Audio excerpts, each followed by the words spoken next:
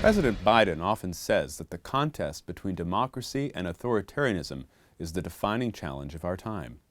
He's right, yet Biden has a funny way of showing it. Under Biden's watch, the number of global democracies has decreased by one.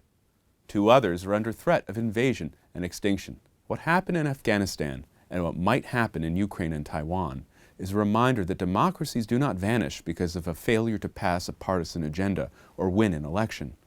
They die when the rule of law collapses.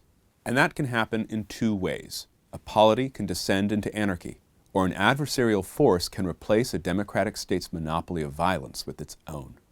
Both threats are serious, but domestic challenges should not blind us to external dangers. For the last 80 years, American power has sustained and expanded the ranks of democratic nations. The tinier and more fragile the state, the more hazardous its neighborhood, the more it depends on American guarantees, American aid, and American might. Remove America from the equation, and the jackals take its place. That is what happened when America cut off aid to South Vietnam in 1975. It's what happened last summer when President Biden overruled his national security team and the generals on the ground and withdrew U.S. forces from Afghanistan with no plan for the evacuation of U.S. citizens and legal permanent residents as the Taliban advanced. The man who condemned Afghanistan to misery now says that the contest between authoritarianism and liberal democracy will define the 21st century. Here, too, what he says is right, but what he does is wrong, terribly wrong. Consider Ukraine. Russian dictator Vladimir Putin has built up his forces across Ukraine's eastern border. A Russian invasion is a real possibility.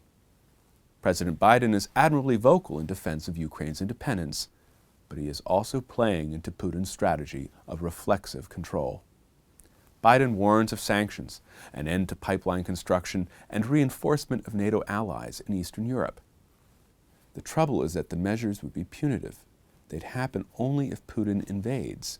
This is like telling your kid to behave or else you will send him to his room.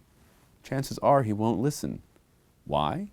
Because he's heard the same thing many times before without lasting consequences.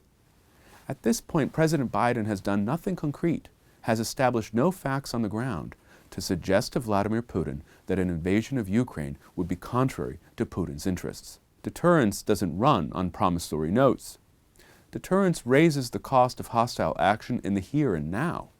Deterrence is about keeping Putin on his toes by calling for increases in the defense budget, by reinforcing the Baltic states now rather than later, by selling drones and other materiel to Ukraine, and by pledging construction of additional liquid natural gas facilities in Poland, Ukraine, and Latvia. What's happening in Ukraine today is the result of what happened in Afghanistan over the summer. And what might happen in Taiwan in the coming years depends on what happens in Ukraine now. The failure of American nerve in Afghanistan caught the attention of authoritarians everywhere. They watched as America bolted and a democracy collapsed. They saw that democracies don't live or die on talk. Democracies live or die upon their willingness to use force to defend their way of life.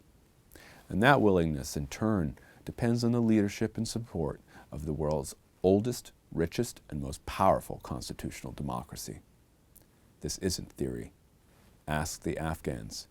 Democracies perish when America bugs out.